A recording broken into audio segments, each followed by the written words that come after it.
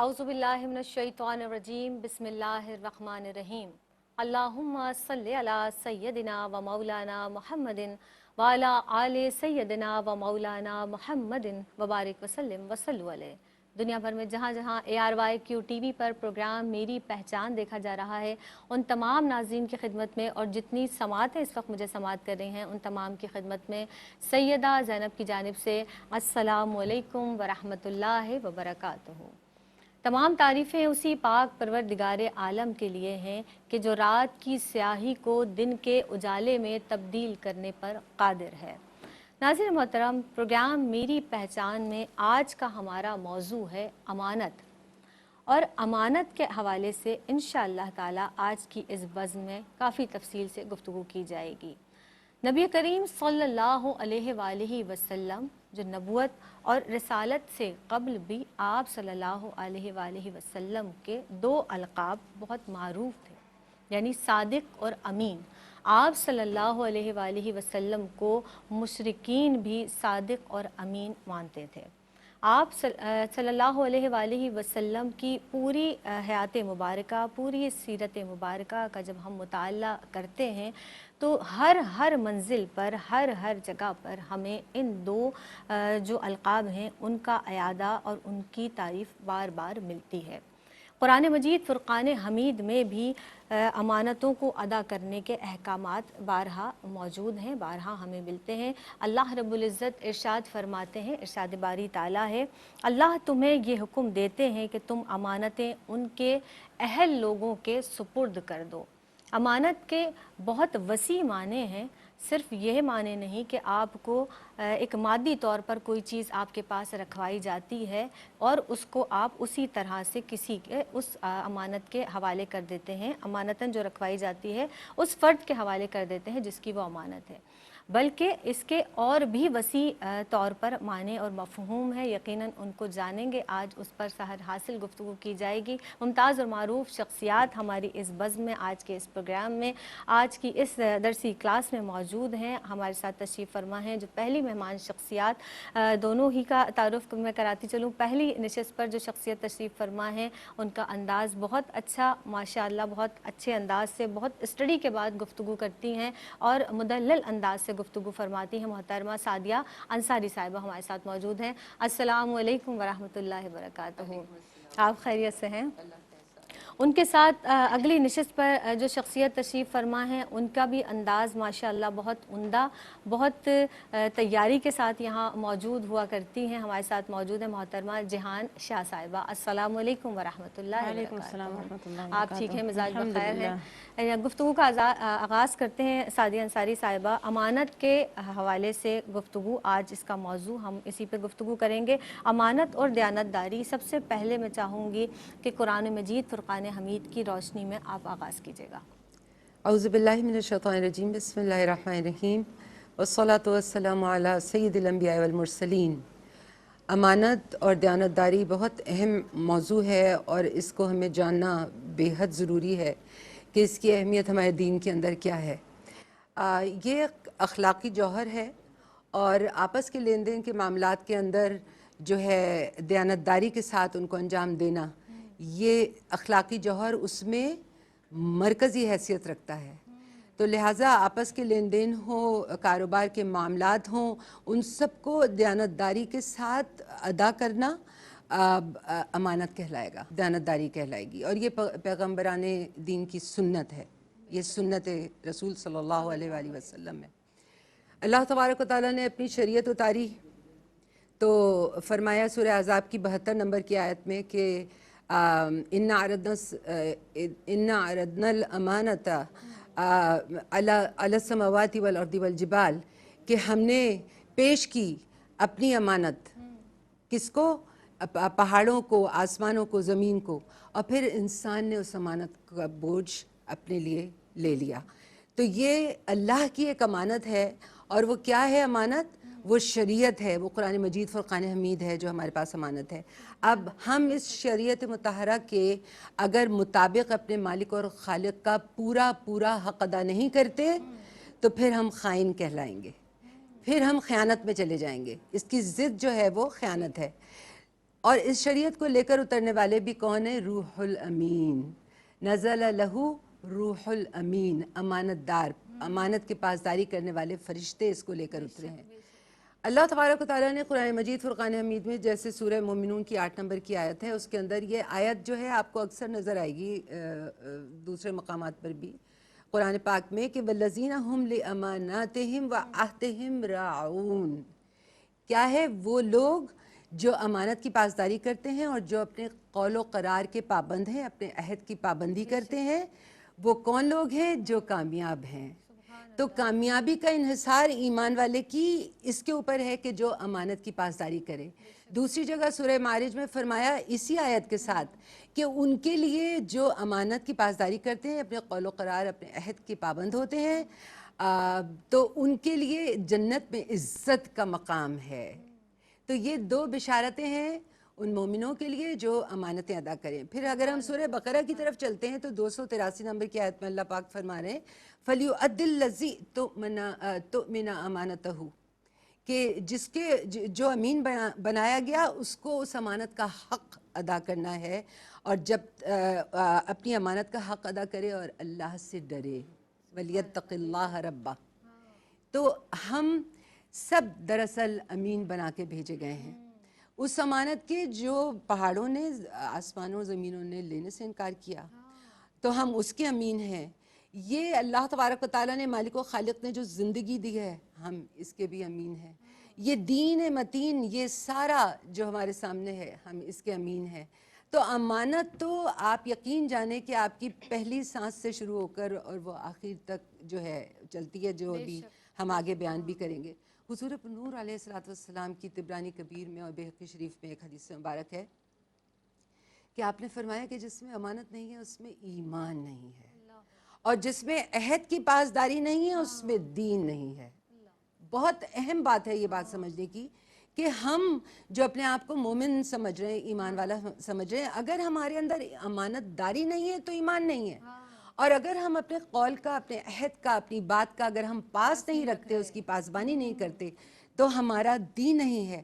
پھر آپ نے قسم کھائی اور آپ نے فرمایا کہ قسم اس کی جس کے قبضے قدرت میں میری جان ہے، کسی بندے کا اس وقت تک دین راست نہیں ہوتا جب تک کہ اس کی زبان درست نہیں، اور جب تک اس وقت تک بندے کی زبان درست نہیں ہو سکتی جب تک کہ اس کا دل درست نہیں۔ اب آپ سوچئے پورا ایک باب ہے اس چھوٹی سی حدیث مبارکہ میں، آپ پورا ایک باب ہے، ایمان سے اس کو تشبیہ دی گئی ہے، یعنی ایمان اگر نہیں ہے تو کچھ بھی نہیں ہے نا۔ تو ایمان وہاں پر یہ بتلایا۔ اچھا، پھر اس کے بعد اگر دل ایک مرتبہ دھوکہ دے دے، یا زبان ایک مرتبہ جھوٹ بول دے یا دھوکے کی بات کر دے، تو پھر اس کو وہ عادت ہو جاتی ہے، تو وہ پھر بار بار کر سکتی ہے۔ تو لہٰذا دل کو پہلے درست کرو۔ یہ آپ صلی اللہ علیہ وسلم کی ایک اور حدیث مبارکہ میں بھی ہے کہ اگر یہ سنور گیا تو سب کچھ سنور گیا، تو ہمارا دین بھی سنور جائے گا، تو ہمارا ایمان بھی جو ہے وہ پر نور ہو جائے گا۔ ایک اور حدیث کا مفہوم ہے کہ امانت داری، آقا علیہ السلام نے فرمایا، دل کی جڑ میں اتری ہے، جس کو شارحین نے اور مفسرین نے لکھا ہے کہ یعنی یہ فطرتاً اللہ نے ہمیں دی ہے۔ امانت داری کی کیفیت یہ ہمارے اندر موجود ہے، ہمیں فطرتاً ہمارے پاس ہے۔ تو آپ صلی اللہ تعالیٰ علیہ وآلہ وسلم نے فرمایا کہ انسان جو ہے، کیونکہ اس کی دل کی جڑ میں اتری ہوئی ہے، اب انسان جو ہے قرآن و سنت کی روشنی میں اس کو جو ہے اس کے اندر محنت کرے گا، اس میں ترقی پائے گا، اور پھر آپ صلی اللہ علیہ وسلم نے فرمایا کہ جو انسان بری صحبت میں رہتا ہے اس کی یہ فطرت دب جاتی ہے اور پھر مٹ جاتی ہے۔ بجا فرمایا آپ نے سعدیہ انصاری صاحبہ، یعنی امانت داری کا جو وصف ہے وہ پروردگار عالم نے ہماری فطرت میں از خود پیدا فرمایا ہے، اور ہمارے اندر سے اگر امانت داری نکال دی جائے، وعدوں کی پاسداری نکال دی جائے، تو ہمارا ایمان کمزور ہے۔ جہان شاہ صاحبہ، آپ سے میرا یہ سوال ہے، کچھ ارشاد فرمائیے گا، جیسا کہ شرعی حیثیت کے حوالے سے بھی گفتگو ہوئی، میں چاہوں گی کہ آپ مجھے تفصیلاً بتائیے گا کہ امانت کی حقیقت کیا ہے اور اس کی شرعی حیثیت فرمائیے گا۔ أعوذ بالله من الشيطان الرجيم بسم الله الرحمن الرحيم الحمد لله الذي لا إله إلا هو وحده لا شريك له صدق وعده ونصر عبده وهزم الأحزاب وحده وأشهد أن سيدنا محمد عبد الله ورسوله عليه أفضل الصلاة وأتم التسليم أما بعد پوری امت الاسلام کو السلام علیکم ورحمۃ اللہ وبرکاتہ۔ الامانہ کہتے ہیں عربی میں، اور وہ ماخوذ ہے الامن سے، یعنی کہ حفاظت کرنا کسی بھی چیز کی۔ اب اصطلاحاً اس کا مطلب آتا ہے وہ ہر حق جو آپ کو ادا کرنا واجب ہو، پھر چاہے وہ اللہ کی طرف ہو یا بندوں کی طرف ہو، جس کی تفصیلات آگے بھی آئیں گی۔ تو یہ اس کے صحیح معانی ہوگا کہ یہ حفاظت سے ماخوذ ہے، امن سے ماخوذ ہے۔ جیسے کہ آپا نے بھی پہلے کہا کہ ایمان، امن، ایمان، تو دونوں چیزیں اس سے جو ہے وہ منسوب ہیں اور اس سے منسلک ہیں، تو یہ اس کا مطلب ہو گیا اس میں۔ اب رسول اللہ صلی اللہ علیہ وسلم فرما رہے ہیں کہ اگر چار چیزیں کسی بندے میں موجود ہیں تو پھر وہ دنیا سے بے فکر ہو جائے، کہ مطلب پھر وہ انسان مکمل ہے، اس کا ایمان مکمل ہے۔ وہ کیا چیزیں ہیں؟ صدق حدیث، کہ جو سچ بولتا ہو، حفظ امانت، کہ جو امانت کی حفاظت کرتا ہو، وحسن الخلق، جس کا اخلاق اچھا ہو، وعفت فی مطعم، کہ جس کے جو حق حلال کی روزی کماتا ہو۔ اب یہ اخلاق حمیدہ ہیں جو امانت سے ہی ساری کی ساری منسلک ہیں، اور یہ ساری ایک دوسرے کے ساتھ منسلک ہیں، کہ اگر آپ سچ بولتے ہیں تو آپ آٹومیٹکلی آپ ایماندار بھی ہوں گے، آٹومیٹکلی آپ کا اخلاق بھی اچھا اور مکمل ہو گیا، اور آپ حق حلال کی روزی بھی کمائیں گے، کیونکہ آپ کے اندر یہ ساری کی ساری چیزیں آ گئی، اور یہ ساری کی ساری چیزیں بہت باریکی کے ساتھ ایک دوسرے کے ساتھ منسلک ہیں۔ تو اللہ تعالیٰ نے ان سب کو ایک ساتھ کر دیا کہ جس انسان کے اندر یہ چاروں صفات موجود ہیں تو پھر اس انسان کا ایمان جو ہے وہ مکمل ہو گیا۔ اور یہ ساری کی ساری چیزوں میں سے مزید چیزیں، عدل، انصاف، اخلاص، یہ ساری کی ساری چیزیں بھی اسی کے ساتھ ہی منسلک ہیں، کہ جس انسان میں یہ سب چیزیں ہیں تو یہ سب چیزیں بھی اس انسان کے اندر آ جائیں گی۔ پھر آیت میں آ رہا ہے ان اللہ یأمرکم ان تؤدوا الامانات الی اہلها واذا حکمتم بین الناس ان تحکموا بالعدل۔ یہ سورۃ النساء کی آیت ہے، جس کا کہ ترجمہ آپ نے اپنے مقدمہ میں بھی بتایا تھا، تو میں اس کا قصہ بیان کرنا چاہوں گی کہ یہ فتح مکہ کے ٹائم پر یہ آیت نازل ہوئی تھی۔ تو رسول اللہ صلی اللہ علیہ وسلم جب مکہ میں داخل ہوئے تو انہوں نے جو ہے وہ سارے اصنام جتنے بھی بت تھے ان کو توڑا تھا، طواف کیا تھا، اور اس کے بعد پھر انہوں نے بولا این عثمان بن طلحہ، عثمان بن طلحہ کہاں ہیں؟ ان کو بلایا گیا اور ان سے کعبۃ المشرفہ کی چابیاں لے لی انہوں نے، رسول اللہ صلی اللہ علیہ وسلم نے۔ پھر اس کو کھولا اور وہاں پر اندر وہ داخل ہوئے، اور دروازے کے اوپر کھڑے ہو کے انہوں نے خطبہ جو ہے وہ بیان کیا اپنا، اور اس کے بعد پھر وہ وہاں سے نیچے آ گئے اور آ کے انہوں نے نماز ادا کی، اور اس کے بعد وہ بیٹھے ہوئے تھے وہاں پر۔ تو علی رضی اللہ عنہ جو ہیں وہ کھڑے ہوئے اور انہوں نے کہا کہ رسول اللہ صلی اللہ علیہ وسلم اجعل لنا الحجابۃ مع السقایا۔ اس کا مطلب کیا ہے؟ اس کا مطلب یہ ہے کہ اب سے جو حرم کی جتنی بھی دیکھ بھال ہے وہ ہمارے اس میں کر دیں، حجاج کرام کو زمزم پلانا اور ان کی دیکھ بھال کرنا وہ آپ ہمارے سپرد کر دیں۔ تب یہ آیت نازل ہوئی تھی ان تؤدوا الامانات الی اہلھا، کہ جن کی امانت ہے ان کو لوٹا دو۔ پھر رسول اللہ صلی اللہ علیہ وسلم نے فرمایا کہ عثمان بن طلحہ کہاں ہیں؟ ان کو بلایا گیا اور وہ چابیاں ان کو دے دی، اور آج تک وہ چابیاں انہی کے ہی پاس ہیں، اور انہی کے خاندان کے جو ہے مطلب جو لوگ ہیں وہی اس کی رعایت کر رہے ہیں۔ تو یہ رسول اللہ صلی اللہ علیہ وسلم نے اس طریقے سے اس کو بتایا کہ اس وقت عثمان بن طلحہ اسلام نہیں لے کر آئے تھے، اس وقت وہ مسلمان نہیں تھے، لیکن بعد میں وہ مسلمان بھی ہو گئے تھے رضی اللہ عنہ۔ لیکن اب امانت کا جو حکم شرعی ہے وہ صرف یہ نہیں ہے کہ آپ مسلمانوں کے لیے اس کو صرف ادا کریں، یہ ضروری نہیں ہے، آپ نے غیر مسلموں کے ساتھ بھی اسی طرح کا معاملہ کرنا ہے، کیونکہ رسول اللہ صلی اللہ علیہ وسلم نے صرف مسلمانوں کے ساتھ یہ نہیں کیا، ان کے جو اخلاق حمیدہ تھے وہ ساری دنیا کے ساتھ تھے، ہر انسان کے ساتھ میں تھے۔ آپ مطلب یہ جو آپ نے جو اپنا جو اخلاق ہے وہ انسان اس طریقے سے ریفلیکٹ کرے کہ اسلام کیا چیز ہے، اور اسلام نے ہمیں یہ چیزیں سکھائی ہیں ہر ایک انسان کے لیے۔ تو رسول اللہ صلی اللہ علیہ وسلم نے بعثت سے پہلے جب حضرت خدیجہ رضی اللہ عنہا کے ساتھ تجارت کی تو سب سے پہلی چیز جس سے وہ متاثر ہوئی تھی، جو ان کو محبت ہو گئی تھی، وہ رسول اللہ صلی اللہ علیہ وسلم کی امانت تھی، کہ انہوں نے زیادہ ربح کیا تھا، زیادہ ان کو فائدہ ہوا تھا۔ تو اگر آج کے دور کے ساتھ اس کو نعوذ باللہ منسلک کیا جائے، سوچا جائے، تو اگر کسی کو آج کے دور میں زیادہ ہو جائے ربح جو کہ اگلے مالک کو معلوم نہیں ہے، تو ہماری کوشش یہ ہوگی کہ ہم اس کو چھپا لیں، لیکن رسول اللہ صلی اللہ علیہ وسلم نے کہ اس کو پورا ظاہر کر دیا اور پورا ربح ان کو دے دیا، تو وہ اس سے سب سے زیادہ متاثر ہو گئیں۔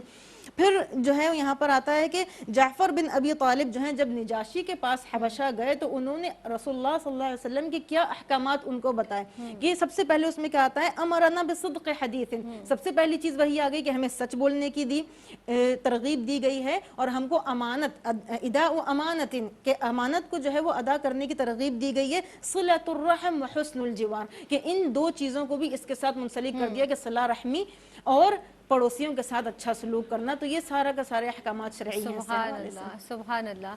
امانت کے حوالے سے گفتگو جاری ہے. شرعی حیثیت کے اعتبار سے جہان شاہ گفتگو فرما رہی تھیں. ایک وقفے پر ہمیں جانا ہے. وقفے سے جب لوٹیں گے تو امانت کی اقسام پر بھی بات کریں گے کہ امانت کی کتنی قسمیں ہیں، اور مزید اس ٹاپک کو کھولنے کی کوشش کریں گے اور اس کے ساتھ ساتھ جانیں گے بہت ساری باتیں. آپ ہمارے ساتھ رہیے گا. ایک مختصر سا وقفہ لیتے ہیں، حاضر ہوتے ہیں اس مختصر سے وقفے کے بعد. پروگرام میری پہچان میں ایک مرتبہ پھر آپ کا خیر مقدم ہے. آج کا ہمارا موضوع ہے امانت، اور اس کے حوالے سے سحر حاصل گفتگو ہماری دونوں ہی معزز اور محترم اسکالرس یہاں پر تشریف فرما ہیں، وہ بیان فرما رہی ہیں. مزید گفتگو کے سلسلے کو آگے بڑھائیں گے، اور بس ساتھ ساتھ صرف ایک بات یقیناً یہاں پر ایڈ کرنی بہت ضروری ہے کہ اللہ رب العزت نے جب مومنین کی صفات بیان کی تو اس میں امانت داری کے وصف کو شامل کیا گیا. تو امانت داری بہت ہی اہم جز ہے کسی بھی شخصیت کے اندر. جب ہم کسی بھی حوالے سے بات کرتے ہیں کسی شخصیت کی تو اس میں امانت داری کا وصف ایک بہت ہی ضروری چیز ہے. مزید آگے بڑھائیں گے اقسام کی بات، جیسا کہ میں نے وقفے پہ جانے سے قبل اپنے ناظرین کو بھی بتایا تھا. ارشاد فرمائیے گا سعدیہ انصاری صاحبہ کہ امانت کی کتنی اقسام ہیں، کچھ تفصیلاً اس کی گفتگو فرمائیے گا اس حوالے سے.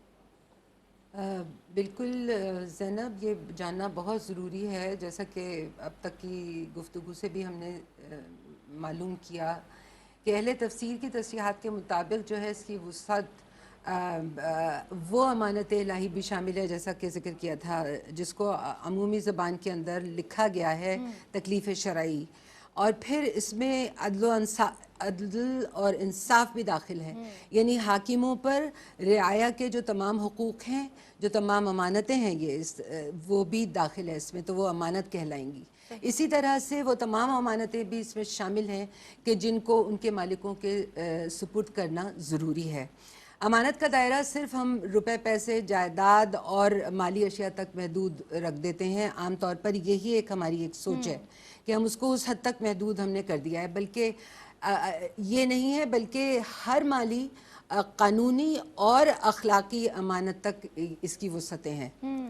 یہ دیکھیے آپ، اللہ تبارک و تعالیٰ نے ہمیں یہ زندگی، جیسا میں نے پہلے عرض کیا تھا، یہ زندگی اللہ کی امانت ہے. اسی لیے کہا گیا کہ اللہ سے تجارت کرو. اسی لیے اللہ تبارک و تعالیٰ نے فرمایا سورہ توبہ میں کہ مومنوں کے جان اور مال خریدے جا چکے ہیں. تو یہ ایک ایک لمحہ جو ہم اپنی زندگی کا اور زندگی کے ساتھ جو کچھ ہمارا جڑا ہوا ہے وہ سارا کا سارا اللہ تبارک و تعالیٰ کی امانت ہے. تو قرآن اور سنت کی روشنی میں جب اگر ہمیں اس امانت کو بڑھانا ہے اور ترقی دینا ہے تو وہ قرآن بھی امانت ہے، وہ سنت بھی ہمارے پاس امانت ہے. تو یہ تو وہاں تک ہوا.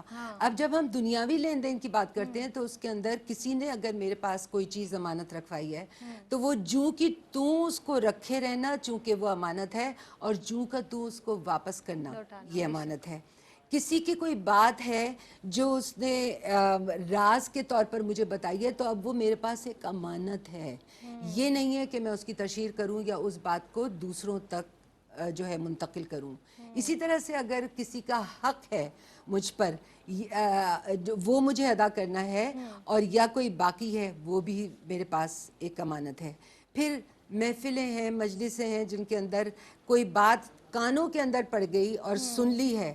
اب وہ بات جو میں نے سن لی ہے حالانکہ مجھ سے نہیں کی گئی، لیکن وہ بھی میرے پاس امانت ہے کہ میں اس کو باہر جا کر دوسروں تک نہ پھیلاؤں کہ وہ فتنے اور ہنگامے کا باعث بنے. تو وہ بھی امانت ہے. اسی طرح کسی نے اگر مجھ سے مشورہ مانگا تو مجھے بہترین اس کی مدد کرنی ہے، مشورہ دینا ہے، کیونکہ اس نے جو مانگا ہے یہ میرے پاس اب امانت ہے کہ مجھے اس کو بہترین مشورہ دینا ہے. اسی طرح سے نوکر نوکری کی شرائط اگر پوری نہیں کر رہا، ملازم اگر وہ شرائط پوری نہیں کر رہا جس پر اس کو ملازم رکھا گیا اور ذمہ داری نہیں محسوس کر رہا تو وہ امانت پہ خیانت کر رہا ہے. تو یہ بھی ایک امانت ہے کہ جو وہ جس کے ساتھ وہ داخل ہوا ہے. دیکھیے ایک بہت اہم حدیث مبارکہ ہے، اور یہ تو میں تو سن کے اس کو پڑھ کے کانپ گئی تھی. حضرت ابن مسعود رضی اللہ تعالیٰ عنہ روایت کرتے ہیں ہمارے آقا مولا صلی اللہ علیہ وسلم نے فرمایا دیکھیے شہید کا کیا درجہ ہے جو قرآن میں بیان ہوا ہے، لیکن ایک شہید اللہ کی راہ میں شہادت جس نے حاصل کر لی ہے قیامت کے روز جی وہ سامنے آئے گا، ٹھیک ہے، اس سے پوچھا جائے گا کہ تم امانت لاؤ اور ادا کرو۔ وہ شہید جو اللہ کی راہ میں شہید ہوا ہے اس سے پوچھا جائے گا، تو وہ شہید کہے گا کہ یا رب دنیا تو ختم ہو چکی، میں کہاں سے لاؤں امانت؟ تو اللہ تبارک و تعالیٰ فرشتوں کو حکم دے گا کہ اس کو دوزخ کے طبقہ حاویہ میں لے جاؤ، وہاں پر اس کو فرشتے لے جائیں گے اور وہ امانت جو اس کی یہاں پر تھی جس کو اللہ چاہتا ہے کہ وہ دے، تو وہ جو ہے طبقہ حاویہ تک اس کو لے کر جائیں گے اور پھر وہاں پر وہ مثل بن کر اصل صورت میں سامنے آئے گی۔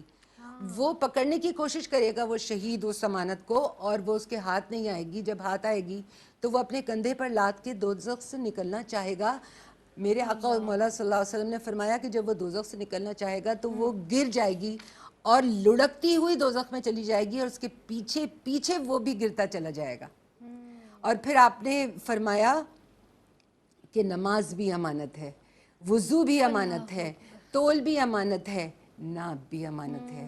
یہ نماز امانت ہے۔ جب ہی مولا علی المرتضیٰ رضی اللہ تعالیٰ عنہ جب نماز کے لیے کھڑا ہوا کرتے تھے تو آپ کے لکھ دیا تاریخ نے سنہری حروف سے کہ آپ کا یہ حالت ہوتی تھی کہ آپ فرمایا کرتے تھے کہ جب پوچھا جاتا کہ آپ اس قدر عجیب و غریب حالت میں آ جاتے ہیں جب نماز ادا کرنے کا وقت آتا ہے، تو آپ فرماتے تھے کہ امانت کو لوٹانے کا وقت ہے، یہ اللہ کی امانت ہے، یہ وضو بھی امانت ہے۔ تو آپ سوچئے کہ کیا کچھ امانتوں میں شامل نہیں ہے، اور وہ شہید کا مقام بھی آپ سوچئے کہ جو اللہ کی راہ میں مارا گیا، اگر اس سے یہ سوال ہو سکتا ہے تو ایک عام آدمی سے جو عام موت مرا ہے اس سے کتنے سوال ہوں گے؟ بے شک بے شک، یعنی یہ ایک سعدیہ انصاری صاحبہ اتنا نازک مرحلہ بہت ہے زیادہ، اور ایک اتنا نازک معاملہ ہے کہ جس پر ہمیں ہر وقت اپنا خود احتساب کرنا ہے، اور اپنا احتساب ہم اس طرح سے بھی کر سکتے ہیں کہ اگر اللہ نے آپ کو کوئی منصب دیا ہے، کوئی اختیار دیا ہے، کسی عہدے پر آپ فائز ہیں، کسی ایسے منصب پر فائز ہیں، اس کے حوالے سے بھی آپ کے لیے سوال کیا جائے گا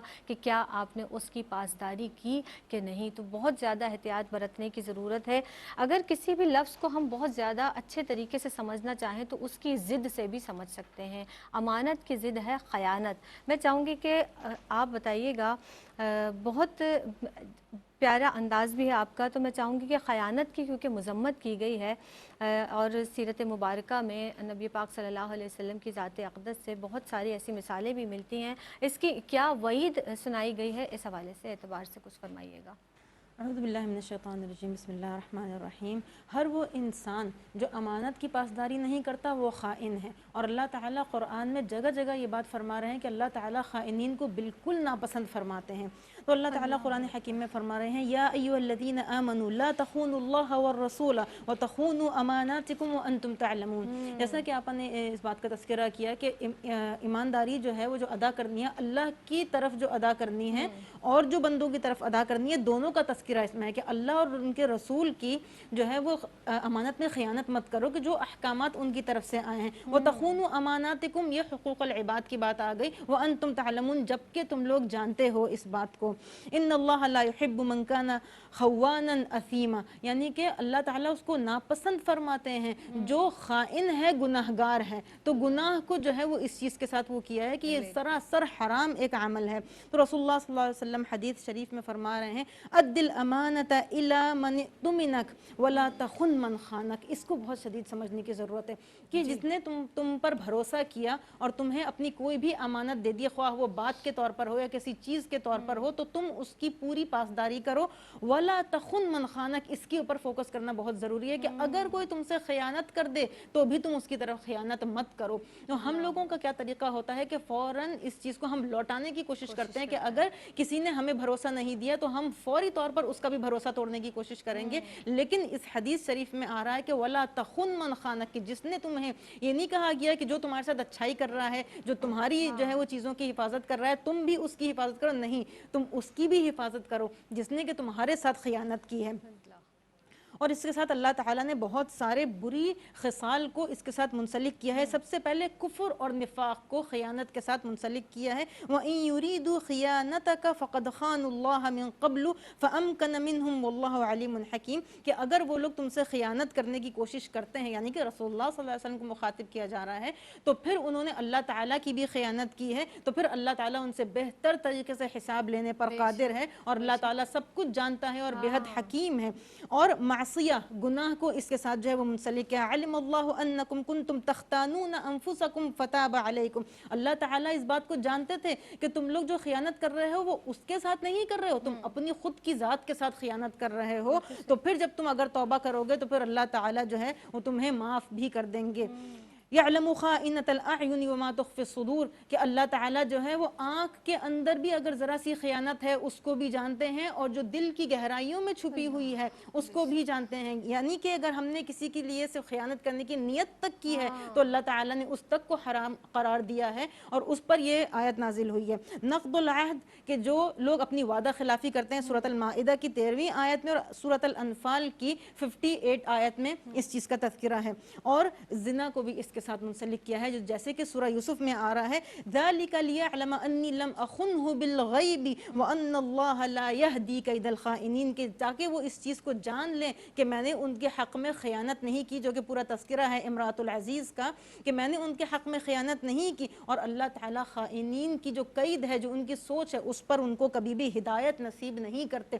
جھوٹ اس کے ساتھ منسلک ہو رہا ہے. رسول اللہ صلی اللہ علیہ وسلم حدیث شریف میں فرما رہے ہیں کبرت خیانۃ ان تحدث اخاک حدیثا هو لك مصدق وانت علیہ کاذب کہ خیانت کی حد ہو جائے گی, خیانت بہت بڑی ہو جائے گی کہ اگر تم اپنے مسلمان بھائی کو ایک بات بتا رہے ہو اور وہ پورے یقین کے ساتھ تمہاری بات کو سن رہا ہے, لیکن تم جھوٹ اس تک پہنچا رہے ہو, یعنی کہ غیبت, نمیمت یا کوئی بھی ایسا پیغام جو آپ پر بھروسہ کر رہا ہے, آپ کی بات پر بھروسہ کر رہا ہے, لیکن آپ جھوٹ مکر اس تک پہنچا رہے ہیں, تو یہ خیانت کی جو ہے وہ بہت بڑی جو ہے وہ حدیث اس میں بیان کی ہے. اذا ضیعت الامانۃ فانتظر الساعہ, رسول اللہ صلی اللہ علیہ وسلم کے پاس ایک اعرابی آیا اور اس نے پوچھا کہ یا رسول اللہ قیامت کب آ جائے گی؟ تو رسول اللہ صلی اللہ علیہ وسلم نے جواب دیا کہ اگر امانت ضائع ہو جائے گی تو پھر تم لوگ قیامت کا انتظار کرنا شروع کر دو. کہ جب امانت جو ہے وہ سب سے پہلی چیز ہے, حدیث میں آ رہا ہے کہ جو دنیا سے ختم ہوگی, اور سب سے آخری چیز جو ہے وہ نماز ہوگی. اور آج کے دور میں ہم یہ چیز دیکھتے ہیں کہ دونوں ہی چیزیں ہم سے کس قدر دور ہو گئی ہیں.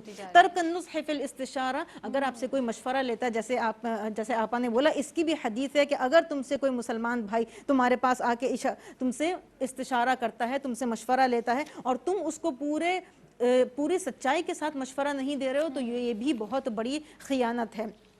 اب اس کی عقاب کیا ہے؟ اب اس کا جو گناہ ہے یا اس کی جو مذمت جو اللہ تعالیٰ جو قیامت کے دن جو اس خائن کو دیں گے وہ کیا کیا چیزیں ہیں؟ تسلیط الاعداء علیہم وفشل القتل. سب سے پہلی چیز تو یہ خائن کو دنیا میں ہی اس کے کیے کی سزا ملنا شروع ہو جاتی ہے. ما نقض قوم العہد الا سلط علیہم عدوہم, اگر کوئی قوم امانت کی خیانت کرتی ہے, عہد کی وفا نہیں کرتی, یعنی کہ اپنے وعدے کی پاسداری نہیں کر رہی ہے, تو اللہ تعالیٰ ان پر ان کے دشمنوں کو مسلط کر دیں گے. یہ حدیث شریف میں آ رہا ہے. دوسری حدیث شریف میں آ رہا ہے عن بریدہ رضی اللہ عنہ عن النبی ما نقض قوم العہد قط الا كان القتل بینہم, کہ اگر کوئی قوم خیانت کرتی ہے اور وعدے کی پاسداری نہیں کرتی تو آپس میں ان کے بیچ میں قتل و غارت شروع ہو جائے گی, اور باہر سے بھی لوگ آ کے ان کو قتل کرنا شروع کریں گے, اور اجتماعی اموات جو ہیں وہ وہاں پر شروع ہو جائیں گی. اب قیامت کے دن کس طریقے سے ہوگا؟ استفاء المخون حقہ من الخائن یوم القیامہ, کہ قیامت کے دن سارے کے سارے لوگوں کو جیسے کھڑا کیا جائے گا, تو پھر جو خائنین ہوں گے ان کو الگ کیا جائے گا, اور فرشتے آ کے ان سے یہ کہیں گے کہ اب تم ان کی جو تم نے خیانت کی تھی نا اس حق کو واپس کرو. کیسے واپس کریں گے؟ تو ان کے پاس کوئی چیز نہیں ہوگی سوائے اپنی نیک اعمال کے, تو پھر اللہ تعالیٰ ان کے نیک اعمال میں سے ان کو دیتے چلے جائیں گے جن کا حق انہوں نے کھایا ہے, جب تک کہ وہ خود بندہ راضی نہ ہو جائے. تو آپ اس وقت سوچیں کہ اس وقت ہر انسان کتنا زیادہ اس چیز میں ہوگا کہ زیادہ سے زیادہ نیکیاں اس کو ملیں, تو کتنا زیادہ بڑھا کے اس کی جو نیکیاں اس نے کی ہوئی ہوں گی وہ اگلے انسان کو دے دی جائیں گی. اور ایک حدیث شریف میں آ رہا ہے, یہ بہت سخت, اس چیز سے بہت رونگٹے کھڑے ہو جاتے ہیں, لِكُلِّ خَائِنٍ لِوَا يُعْرَفْ بِهِ يَوْمَ الْقِيَامَةِ, کہ کیا اس وقت عالم ہوگا کہ خائنین کو اللہ تعالیٰ ایک لواء دے دیں گے, یعنی کہ جھنڈا टाइप का एक चीज़ ऐसी दे देंगे, एक फ्लैग उनको दे देंगे, और वो लोग अलग से उस चीज़ पे पहचाने जाएंगे कि ये खाइनीन है, मतलब एक अलामत उनको दे दिए कि ये खाइनीन है। जब से उनकी दुनिया पहचान बनी के है लिए। एक पहचान दे दी है, जब से दुनिया बनी और जब तक दुनिया ख़त्म होगी सारी खलकत, अंबिया किराम सब मौजूद होंगे, और उनके बीच में जब ये चीज़ खुलेगी और ये चीज़ सामने आएगी कि ये खाइनीन है, तो सोचे क्या उस वक्त जो है इंसान अगर अपने अपने बुराइयों को, जैसे कहा यअलमु खाइनतल अयुन, कि अपनी बुराइयों को आज तो छुपा लेंगे, लेकिन क़यामत के दिन कैसे छुपाएंगे, जब हर आदा आपके जो हैं वो आपके खिलाफ बोल रहे होंगे या आपके हक़ में बोल रहे होंगे आपके अमाल के मुताबिक। अल्लाहु अकबर। ऐसी गुफ्तगू यकीनन हमारे ईमान को ताज़ा करती है, और हम यही दुआ करते हैं कि अल्लाह रब्बुल इज़्ज़त इन बुराइयों से, यानी ख़यानत जैसी बुराइयों से हमें दूर फरमाए। एक वक्फ़ा है, हमें वक्फ़े पर जाना है, मुख्तसर सा हमारे और आपके दरमियान एक वक्फ़ा हायल है। मिलते हैं इस मुख्तसर से वक्फ़े के बाद। प्रोग्राम मेरी पहचान में एक मरतबा फिर आपका खैर मक़दम है। मुझे जनाब सैयदा ज़ैनब कहते हैं। आज का हमारा मौजू अमानत, और अमानत के हवाले से, अमानत के ताल्लुक़ से बहुत सहर हासिल गुफ्तगू की जा रही। हमारा एक मजबूत पैनल आज के इस प्रोग्राम में मौजूद है, और जैसा कि दौरान गुफ्तगू सादिया अंसारी साहिबा ने भी इरशाद फरमाया कि जो शहीद का मर्तबा है वो कितना अच्छा मर्तबा है, यानी कितना आला और अरफा मर्तबा है। इन मरातब पर पहुँचने के बावजूद भी अमानत के हवाले से वहाँ पर आपसे सवाल किया जाएगा। ये बहुत नाजुक मामलात हैं, ज़िंदगी के जो मामलात हैं बहुत नाजुक मामलात हैं।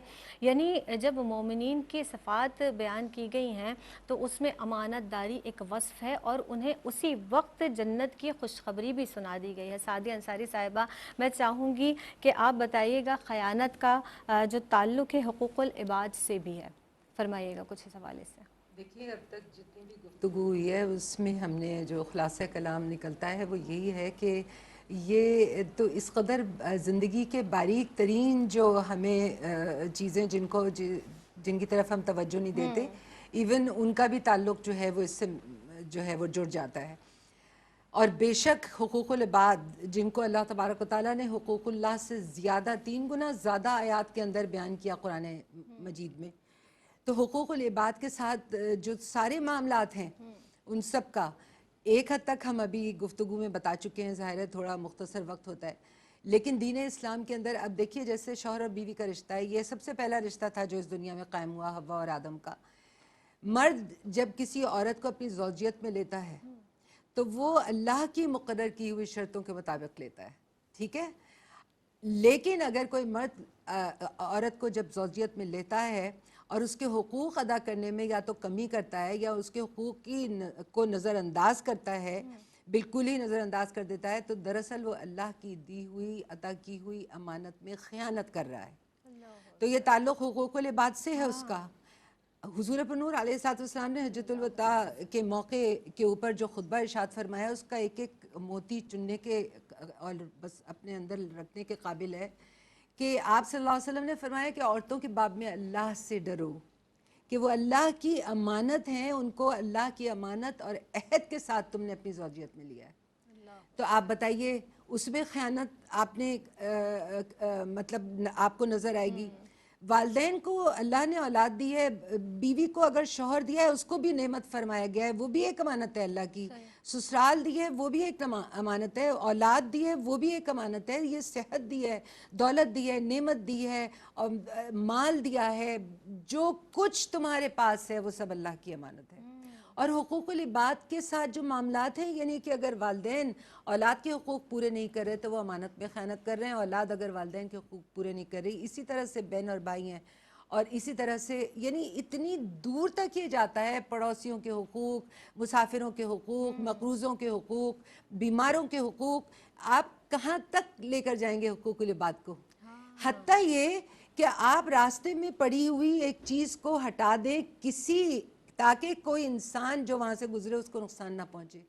उस इंसान से मेरा कोई ताल्लुक़ नहीं है, मगर मैं वो हटा दूँ तो वो ईमान की अदना तरीन शाख है।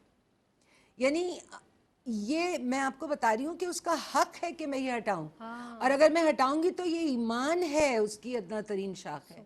तो इसलिए आमाल जो है उनको जैसे अमानत नहीं, ईमान नहीं, मेरे नबी अलैहिस्सलाम ने फरमाया, बिल्कुल उसी तरह से हुकूकुल इबाद के अंदर हमारा देखिए इस्लाम का जो तसव्वुर हुकूक इंसानी है वो इम्तियाजी हैसियत रखता है। اسلام کے اندر جو ہے وہ حقوق انسانی جو ہے انسانی زندگی کے ہر مرحلے اور ہر پہلو کا احاطہ کرتے ہیں. یعنی کہ انسان ابھی پیدا نہیں ہوا، قبل از پیدائش جب بچہ حالت جنین میں ہے، جی یہ اللہ کی امانت ہے جو اس عورت کو عطا ہوئی ہے، جو اس مرد کو عطا ہوئی ہے. ایک تو یہ، دوسرے یہ کہ اسلام میں اس مرحلے ہی سے بچے کا جو حق ہے، اس کی جو زندگی کا حق ہے، اس کو قانونی حیثیت دی ہے دین اسلام نے. تو یہ سارے حقوق العباد کے اندر، یہ ساری امانتوں کے اندر جو ہے، اور یہ سلسلہ حقوق العباد کا مرنے کے بعد بھی جاری و ساری ہے کہ تم ان کے لیے استغفار کرو، ان کے لیے دعا کرو. اس کو عام کر دیا اللہ نے اور اس کے حبیب علیہ الصلوۃ والسلام نے.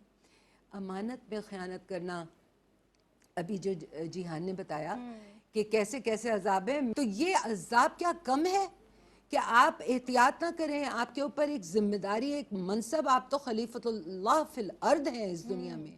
آقا ہمارا تاجدار کائنات صلی اللہ علیہ وآلہ وسلم کی دعا اگر ہمیں یاد نہیں ہے تو کم سے کم اردو کے اندر ہم یہ کہا کریں اللہ تبارک و تعالیٰ سے کہ الہی مجھے خیانت سے بچائے رکھنا تمام معاملات میں، کہ یہ بہت ہی برا اندرونی ساتھی ہے. آپ صلی اللہ تعالیٰ علیہ وآلہ وسلم نے کتنی احادیث مبارکہ میں بتلا دیا ہے کہ امانت میں خیانت کرنے کے بعد پھر انسان ایمان ہی نہیں رہا تو پھر کیا رہے گا بتائیے. پھر اس کے لیے عذاب کی اور ساری وعیدیں جو ہے وہ ظاہر ہے اس کے لیے یعنی موجود. سعدیہ انصاری صاحبہ، یہ اتنا نازک معاملہ ہے کہ ہر معاملات میں زندگی کے اور ہر رشتے میں آپ کو اس کی پاسداری کرنی ہے، اور آپ کو ادراک نہیں ہے کہ آپ کہاں پر غلطی کریں، اور آپ پتہ بھی نہیں چلتا، اتنی پکڑ ہے اس کی. اتنی زیادہ پکڑ ہے. تو حقوق العباد کیا ہیں، کاروبار کیا ہے، اللہ سے تجارت کیا ہے، نبی پاک صلی اللہ تعالیٰ علیہ وآلہ وسلم کے حقوق کیا ہیں، اور وہ تمام جو گزر چکا ان سب کا بھی، اور جو تمام جو آنے والا ہے، اور جو تمہارے پاس ہے اس وقت، تمہارے اندر بھی ہے، تمہارے باہر بھی ہے، اللہ تبارک و تعالیٰ کی نشانیاں اور اس کی نعمتیں، ان سب کے جو ہے حقوق ہیں اور ان کے ادا کرنے ہیں، اور وہ سب اللہ کی امانت ہیں. اللہ اکبر. یہ جو گفتگو ماشاءاللہ ابھی سعدیہ انصاری صاحبہ نے ارشاد فرمائی ہے، بہت نازک معاملہ ہے کہ ہمیں ادراک نہیں ہوتا کہ ہم کہاں پر کبھی کبھی ایسے لاشعوری طور پر بھی غلطی کر جاتے ہیں. لیکن اگر ہمیں اس بات کا احساس ہو اپنے معاملات میں، جس طرح سے سعدیہ انصاری صاحبہ نے ارشاد فرمایا کہ اپنی اولاد کے ساتھ، رشتہ داروں کے ساتھ، پڑوسیوں کے ساتھ جو معاملات ہیں، ان معاملات میں بھی اگر آپ نے اس کو درست طریقے سے ادا نہ کیا تو وہ خیانت کہلائے گی. تو میں یہ چاہوں گی جہان آپ موجود ہیں اسی تعلق کو لے کر، جس طرح امانت کے حوالے سے آج گفتگو، یہ کچھ ہمارے ناظرین کو اگر آخری لمحات ہیں ہمارے اس پروگرام کے، کچھ پیغام آپ دینا چاہیں. اعوذ باللہ من الشیطان الرجیم، بسم اللہ الرحمن الرحیم. میرا پیغام ہے آج کے دور کے جو اولاد ہیں، ہم لوگ اس بات کو بار بار بول رہے ہیں کہ ماں باپ کے اوپر امانت ہے اولاد، لیکن اولاد کے اوپر بھی تو امانت ہے ماں باپ. ان کے حقوق کس طریقے سے ادا کریں گے کہ اولاد، آج کے دور کی جو اولاد ہے ان کے ہاتھوں میں گیجٹس ہیں، ان کے ہاتھوں میں ٹیکنالوجیز ہیں، تو وہ اس کا کس طریقے سے مس یوز کر کے ماں باپ کے حق میں خیانت کر رہے ہیں. اور وہ خیانت ایسی ہے کہ جس کے نقصانات ان کو خود کو اٹھانے پڑ رہے ہیں، دنیا میں بھی اور آخرت میں بھی. اور یہ خیانت اس طریقے کی ہے کہ وہ خود پلٹ کے ان کے اپنے اوپر آ رہی ہے. تو اس چیز کو بہت ڈیپلی سمجھنے کی اور سوچنے کی ضرورت ہے. ماں باپ کے لیے بھی یہ چیز بہت ضروری ہے کہ وہ اولاد پر صحیح انداز سے، صحیح طریقے سے، دوستانہ ماحول میں اولاد کے اوپر نظر بھی رکھیں، ان کو اچھے برے کی تمیز اور تلقین بھی کریں. اور اولاد کے اوپر بھی بہت بڑی ذمہ داری ہے، کیونکہ آج کل ایک ون کلک کے جو ہے نا دوری پر بہت ساری ایسی چیزیں ہیں جو کہ آپ کو اس تک نہیں پہنچنا چاہیے، لیکن بچے آج کل پہنچ رہے ہیں اور دیکھ رہے ہیں، جان رہے ہیں. تو یہ بھی ایک خیانت ہے کہ اگر آپ کو منع کیا جا رہا ہے کسی چیز سے یا آپ کو روکا جا رہا ہے تو آپ اس چیز کو سمجھیں اور اس کو صحیح طریقے سے، آپ اس کے جو اچھے یوزز ہیں، پازیٹیو یوزز بھی ہیں، ہر چیز کے پازیٹیو یوزز ہیں، اس کو اس طریقے سے کریں، کیونکہ اس کا نقصان آپ پر خود پر پلٹ کر آئے گا. تو آپ کو بس میں سب سے اہم میسج صرف یہی دینا چاہتی ہوں کہ اپنی ذمہ داریوں کو بچوں کو سمجھنے کی ضرورت ہے کہ کیا آج کے بچوں کو ہمارے دور سے زیادہ آج کل کے دور کے بچے کے اوپر ذمہ داری ہے کہ اس کو کس طریقے سے اپنے آپ کو لے کر چلنا ہے، کہ اپنے ماں باپ کے احکامات جو وہ لوگ جاری کر رہے ہیں، جو گائیڈنس دے رہے ہیں، جو اللہ کے احکامات ہیں، ان دونوں کو اگر مد نظر رکھیں گے تو وہ بھی اپنے حقوق کو صحیح طریقے سے ادا کر سکتے ہیں، ایمانداری کے ساتھ، اور کسی کی کسی حق میں کوئی خیانت نہیں ہوگی. صحیح. سعدیہ انصاری صاحبہ بھی تشریف فرمائیں. آپ کچھ میسج ایک لائن میں کچھ میسج دینا ہاں بالکل ایک لائن میں دوں گی. یہ جو وقت ملا ہے ہمیں، بہت ہم نے ضائع کر دیا نا. اب جو ہے اس وقت مسلمان جو ہے وہ حال میں جیتا ہے. یہ وقت بہت بڑی امانت ہے اللہ کی. بے شک. اس کو ضائع نہیں کرنا ہے, اس کو کنسٹرکٹیو وے کے اندر لے کر چلنا ہے.